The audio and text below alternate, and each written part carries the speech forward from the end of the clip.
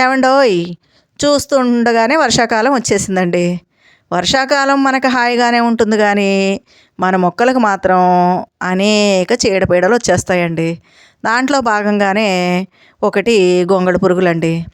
మరి గొంగళి పురుగుల్ని ఎలా నివారించుకోవాలో ఈ వీడియోలో మీకు చెప్తానండి. ఇంకెందుకు ఆలస్యం, మీరంతా నా ఛానల్కి వచ్చి ఓ లుక్ వేసి ఓ లైక్ వేసి వెళ్ళాలండోయ్. ఇది గుర్తుపట్టారా అండి?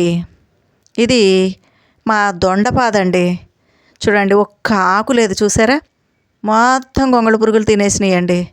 చూడండి, ఇవన్నీ తీగలు అనమాట. ఎక్కడ ఒక్క ఆకు అన్నది లేదండి. కొన్ని దొండ పండ్లు చూడండి ఎలా పండిపోయినాయో, కోయకుండా వదిలేస్తే.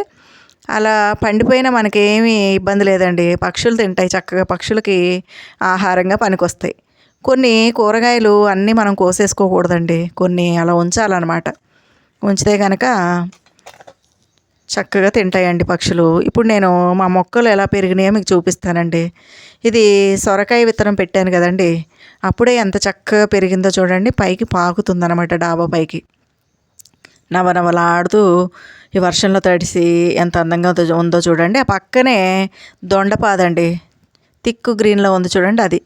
ఇది వంకాయ మొక్క అండి, పురుగు తినేసింది చూసారా ఆకంతా. ఇవి పసుపు మొక్కలు. పసుపు మొక్కలు జోలికి వెళ్ళవండి. ఇదిగోండి, ఇది వంకాయ మొక్క. తులసి మొక్క చూడండి నవనవలాడుతూ ఎలా ఉందో. ఇక్కడ కాకర తీగలు ఉన్నాయండి. ఈ కాకర తీగలు వాటికి అవే విత్తనాలు పడి మొలిసిన మొక్కలండి. చూసారు కదా, ఇందులోనే ఒక బంతి మొక్క ఉంది, ఒక వంగ మొక్క ఉంది. మళ్ళీ ఇందులో కూడా నేతి బీరకాయలండి. ఇది మీకు తెలుసు కదా, పైనాపిల్. ఇది ఒక వంగ మొక్క. చూడండి పురుగు ఎలా తినేసిందో. గొంగళి పురుగులండి, మొత్తం ఆకులన్నీ కూడా ఈ విధంగా రంధ్రాలు పెట్టేసి ఒక్క ఆకు లేకుండా చేసేస్తాయండి. ఇది కూడా కాకర తీగ అనమాట. ఇక సరే వచ్చినాయి కదా విత్తనాల ద్వారా ఎందుకు తీసేయడం అని ఉంచానండి అలాగా, కాకరకాయలు కాస్తాయని. ఇది కూడా ఒక సొరకాయ పాద అండి. ఇక్కడ ఒక సొరకాయ పాద పెట్టాను. ఇది కూడా చక్కగా పెరిగిందండి. 5 గింజలు పెడితే ఒక్క మొక్క వచ్చిందండి. చూసారు కదా. దీనికి సొరకాయకి మనం ఏం చేయాలంటే ఆ చివర టిప్స్ కట్ చేసేయాలండి, ఇలాగ గోర్లతోటి కట్ చేస్తే అక్కడ కొమ్మలు రెమ్మలు వచ్చి ఎక్కువ కాయలు కాస్తాయి అన్నమాట.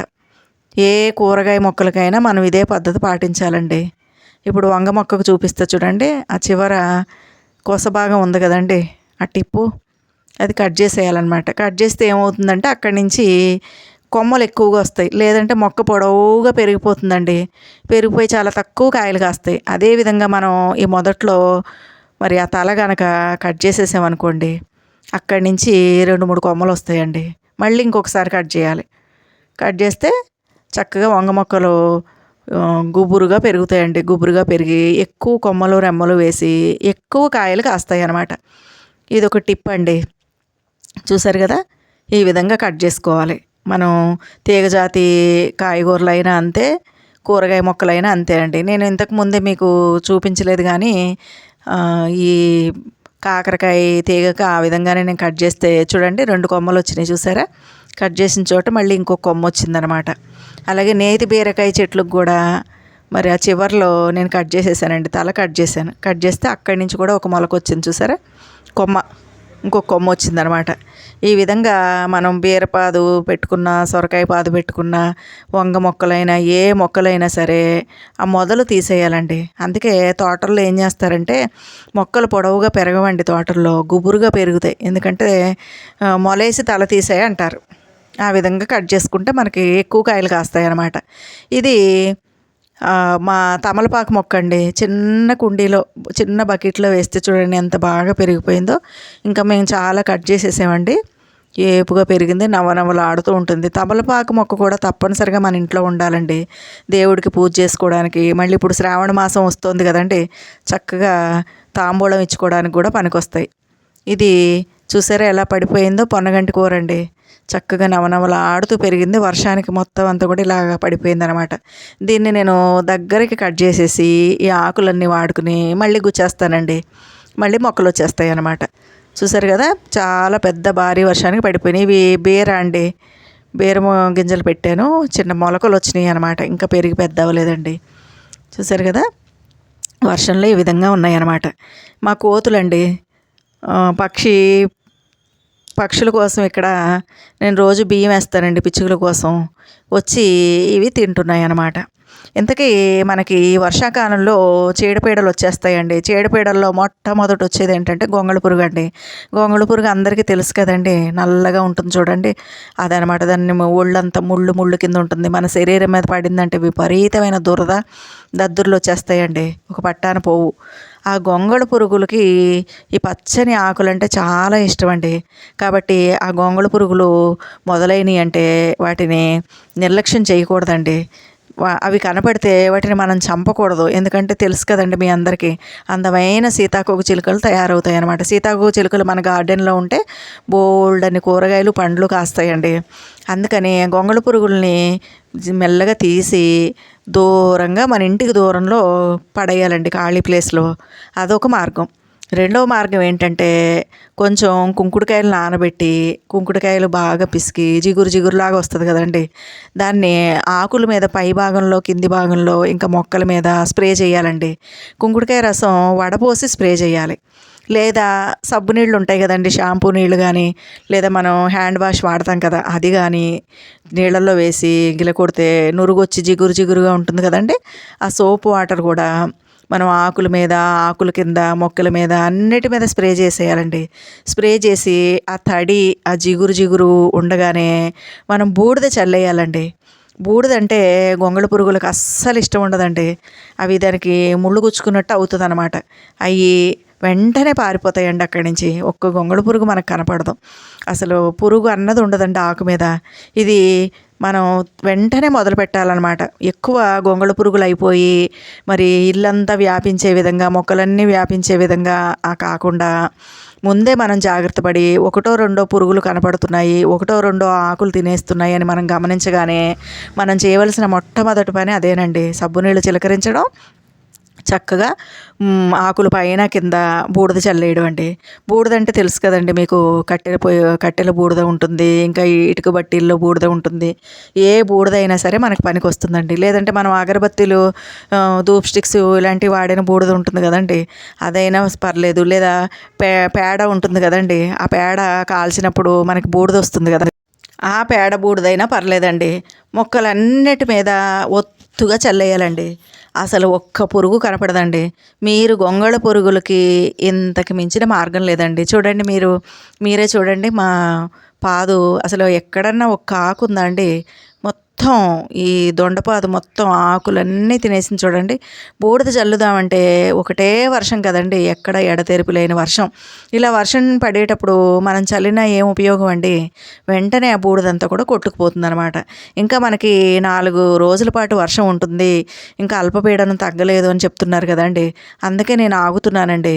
ఈలోగా పురుగులు శుభ్రంగా తినేస్తున్నాయండి. వాటిని మనం చంపకూడదు కాబట్టి చంపట్లేదు, కనపడిన వాటిని తీసి దూరంగా పారేస్తున్నానండి.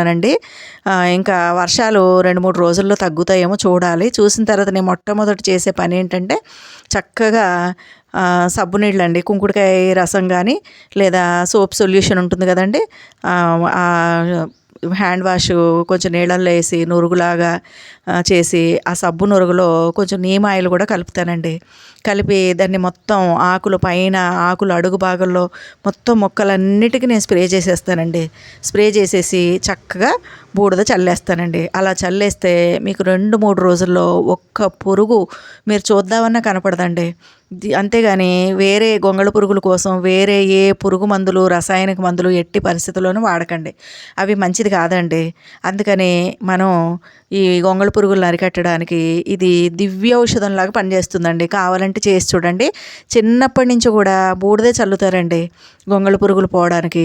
ఇంకా బూడిద చాలా మంచిదండి మొక్కలకి, చాలా బాగా కూరగాయలు అవి కాస్తాయి, పూల మొక్కలు అయితే పూలు కూడా బాగా పోస్తాయండి.